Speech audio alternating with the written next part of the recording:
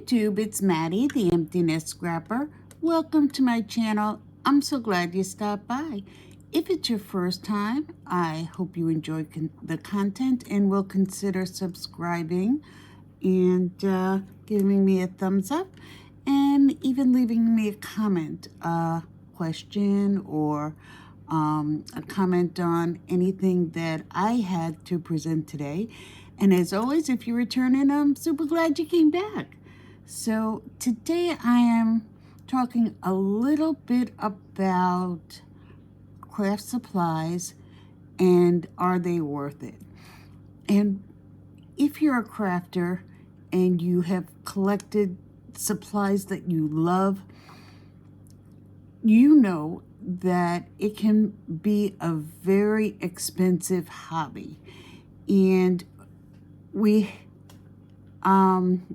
can spend an exorbitant amount of money on items, and I'm one of those people. What I came to share with you today is which are the items that I did spend a bunch of money and I feel like it was worth it. And I hope you find it useful if you are thinking about any of these items or items like them. Here's what I think was worth it.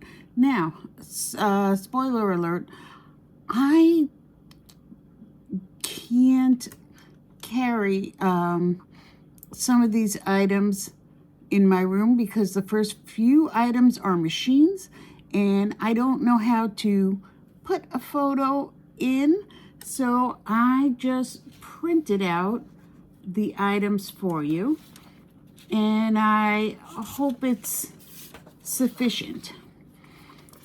The first thing I printed out was the most expensive item in my craft room, not necessarily a crafty supply, but it is my Epson EcoTank printer.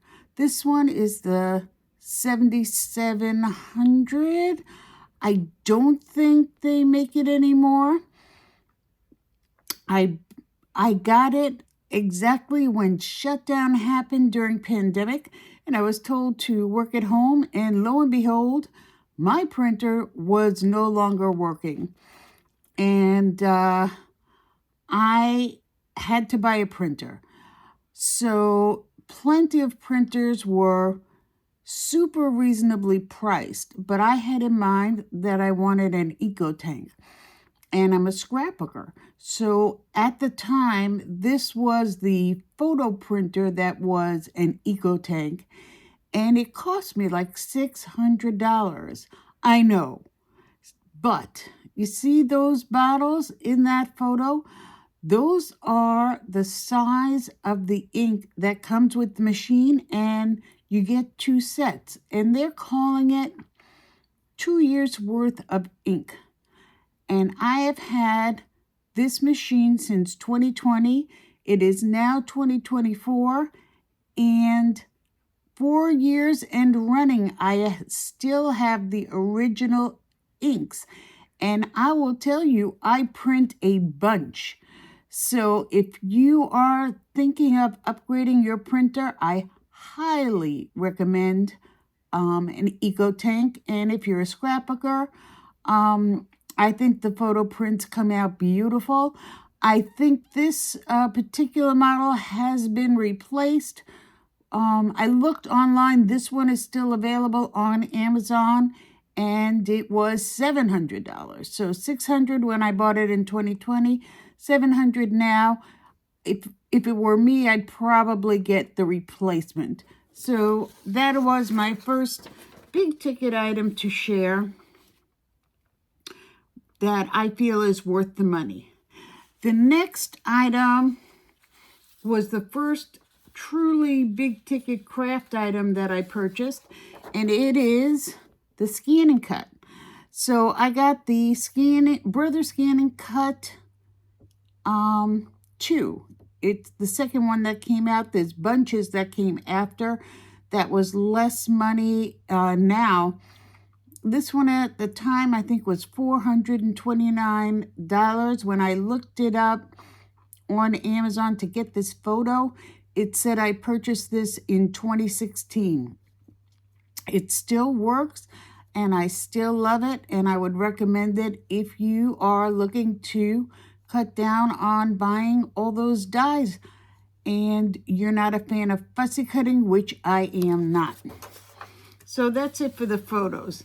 Next item up was a workhorse from the time I received it, and that is my Gemini Junior. So this is one powerful machine. The drawback to this machine, as many of you know, the plates bend and they warp to a point that you can't use them. And that was frustrating for a bit until I discovered the Magic Mat.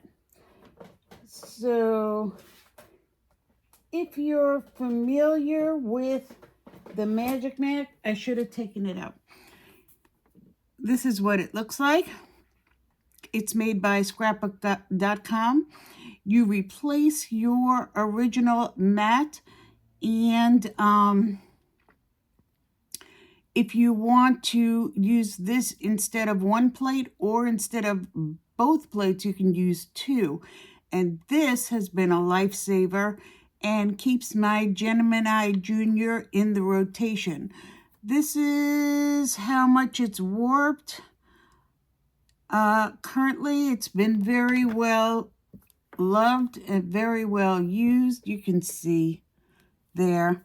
I have a spare, but I do have the magnetic Magic Mat coming, and I'm excited to try that out and review it for you. I know many of you enjoyed the Magic Mat review I did on this first one, so I will definitely do a follow-up. And that keeps my Gemini Junior in the rotation. But it is not my main cutting machine anymore. So one of the reasons for that is it's a little large for my small space. So I don't keep it right on my desk. What I do keep right on my desk, and what works for 90% of my dies and embossing folders, is this little cutie. That is the Mini Impress made by Anna Griffin. I've had this on my desk ever since I purchased it. I can't even tell you how much I love this machine. The plates never warp. Never, ever, since I got it. Not a warp, not a worry, not anything. I do have some backup plates that I have yet to pull out. They are getting, I'll show you, unattractive, but they work and they're flat. And right now they're a little bit dirty, but I'm going to show you them just the same. So here's the plate. Look at that. Not a warp. Here's the other plate. Little messy. I could use a good cleaning, but not a warp. And this is the beauty of it all. And that is the Anna Griffin magnetic mat. What a mess that is, right? How much do you think I use this machine? So these plates still flat as a pancake, and everything cuts beautifully. Anything that doesn't cut beautifully, I add the precision plate. And these guys, ooh, what a mess they are. Pardon me, but these guys I use as shims, and they are just cut up Dollar Tree cutting mats. And you know, I can get like 4 out of 1 mat. So I don't mind replacing them when they get grungy because I just cut up some more. You get 2, I believe you get 2 mats per $1.25, maybe 1, not positive, but the Anna Griffin Mini Impress, can't recommend it enough. That's it on the machines. So there's the printer, there's a scan and cut, and there's the 2 die cutting machines. Those are the ones I have. Those are the ones I recommend. And I will say that I heard Anna Griffith is coming out with a new machine. And if it's a mid-size like the Gemini Junior, I will be buying that as soon as possible. And I will probably gift the Gemini Junior to my daughter-in-law. Next up, we're going to go with some coloring supplies. So these are oldies but goodies. These are the Zig Clean Color Real Brush Markers. So these, for what they are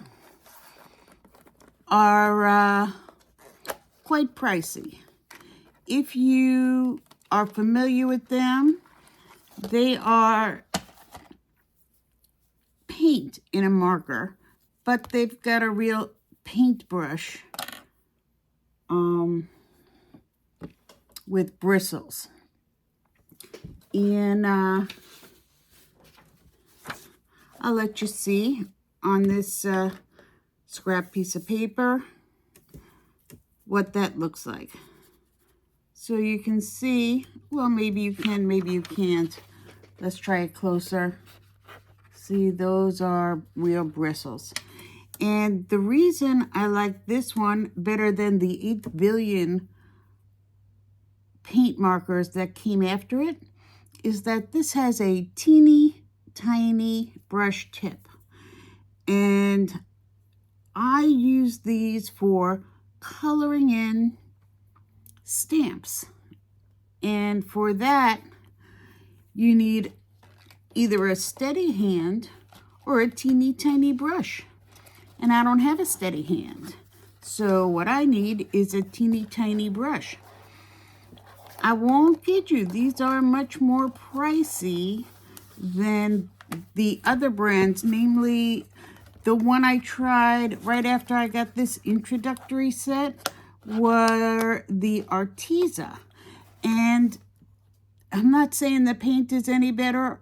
What I'm saying is, for my shaky hand, this little brush works great for me, and I love them. So they're pricey, but to me, I think they're worth the money because I can get into those teeny tiny stamps. And I use this as my travel kit. I do have the full set, and I am not a full set syndrome gal, but this one I've got them all for my studio, and that one goes in my crop bag for when I go to crops. Okay, this one, here's an example of not having the full set. These are super duper fun. These are the Caran d'Ache watercolor crayons. I have other water soluble media, but these are my only crayons, and they are just delightful. They are color fast. I believe they are color fast. So what that means is if they're exposed to light, they're not going to fade, and they just liquefy beautifully. I've got a nice array of colors.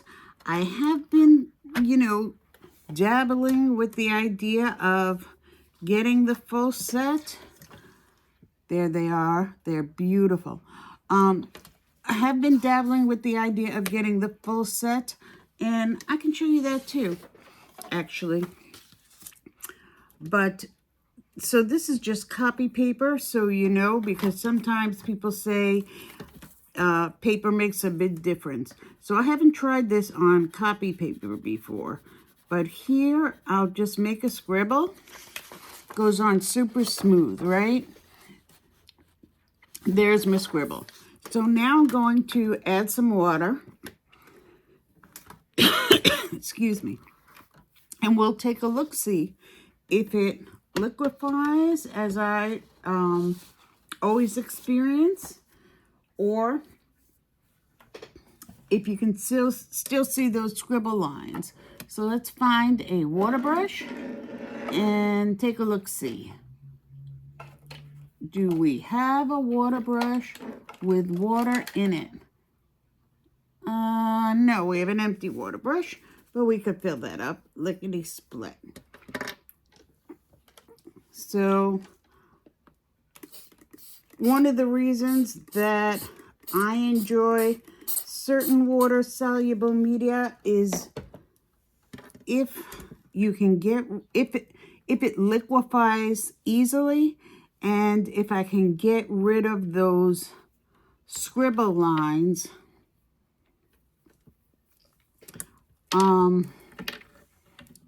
when I'm working on a project. I generally do not want to see any scribble lines. Okay, here we go. So I'm just going to touch this copy paper.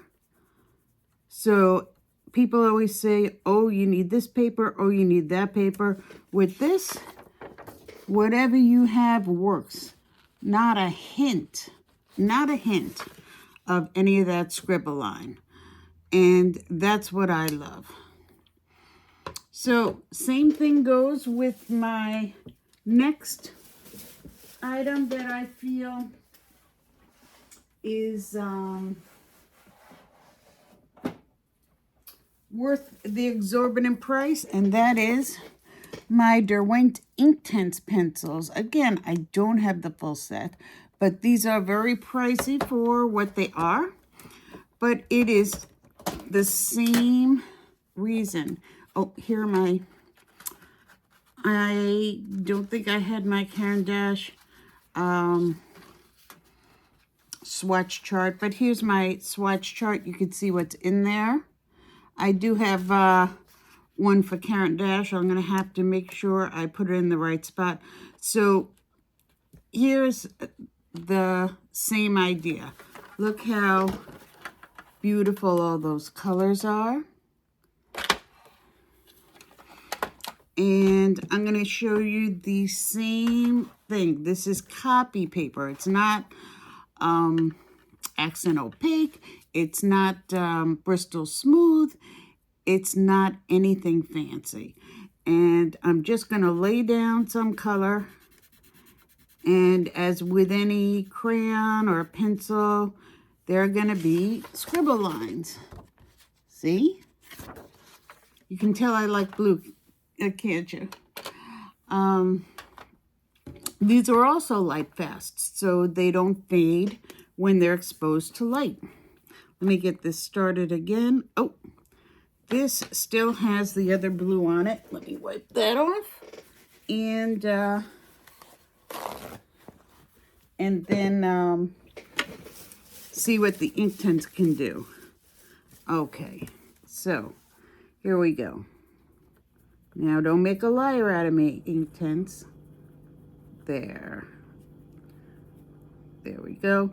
This is just copy paper. Copy paper. So I did not see a single hint of a scribble line. But these, I did not get the full set. And the reason is with water-soluble media, I feel like I can take two colors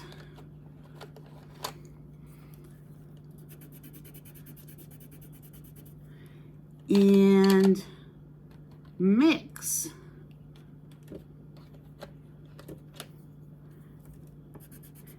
and create pretty much any color I want.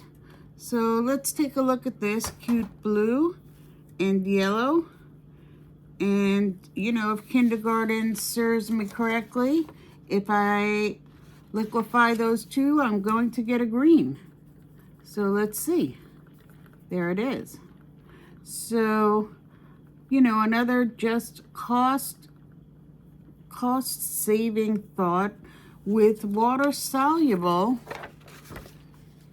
you don't need all the colors because you can mix. So I have thought about getting a full set because I do love them so much. But at this point, I am okay with these. And I am so okay with them that I don't really look at other water-soluble pencils, and there's tons of them. And especially the most popular is Tim Holtz. And if you want to make sure that you have matching colors for his line, then by all means, go get those. But these I already had, and I didn't feel like I needed to add anything to them. And they are light fast. Now, I know that nobody is going to hang up my work on a wall, least of all me. But I'll tell you a little story, and that may be something that you think about. I had a coworker, and she was in school when I met her. And after a few years, she completed her PhD. And I gave her a little congratulations card. She had worked so hard. She's brilliant. And I made her a little card. And she, you know, seemed very touched to receive it. And that card stayed on her desk for like 3 years, and it did not fade one iota. And even though we all may think that, hey, somebody's going to get our card and toss it out, you know, in a day or two, maybe a week, and that may be true. But it also may be that it might stay on their desk for 3 years. So keep that in mind when you're choosing your supplies. Last one up that I absolutely love are these dusty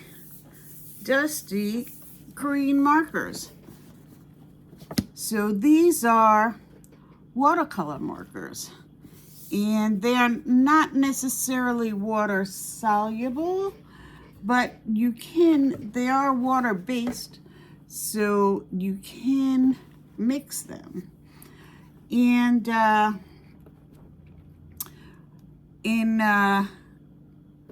in keeping with the blue theme, I'll pull out this beautiful turquoise. These have lovely tips. They are brush tip, but they're not an alcohol marker, so don't get, you know, confused about that. They are water-based, and they are just juicy and lovely to work with. If you enjoy using water-based markers for any of your projects, these are pricey, but I do love them, and I will try to take them out and play with them more. So those are my picks for the pricier items in my craft room that if I had a chance, I would do it again. I'm interested to know what your splurges might have been and if you're happy with them. Now, don't get me wrong, there are some splurges that I maybe wasn't so happy with. And this video is to help you make good choices for your craft room. So I'm going to get rid of this little mess, but I hope it did help you see what I was talking about. And tell me, what are your favorite splurges in your craft room? I'm always interested to know that, because who knows what I might get next. And you may have something that, you know, I haven't tried and maybe would be excited to try. If I had to choose a favorite baby, here she is. That's the one. If you're not happy with your die cutting machine, go grab her. She's a keeper. I do have, as I said, the Gemini Junior, and it was a workhorse for me for all the time that I had it. I still use it on larger projects, but this one, good for 90% of my work, fits right on my desk. Couldn't love it anymore. So let me know which ones you couldn't love anymore and are happy you bought and would buy it again in a heartbeat. I really would like to know. So thanks for stopping by, and have a great rest of your week. Bye-bye, YouTube.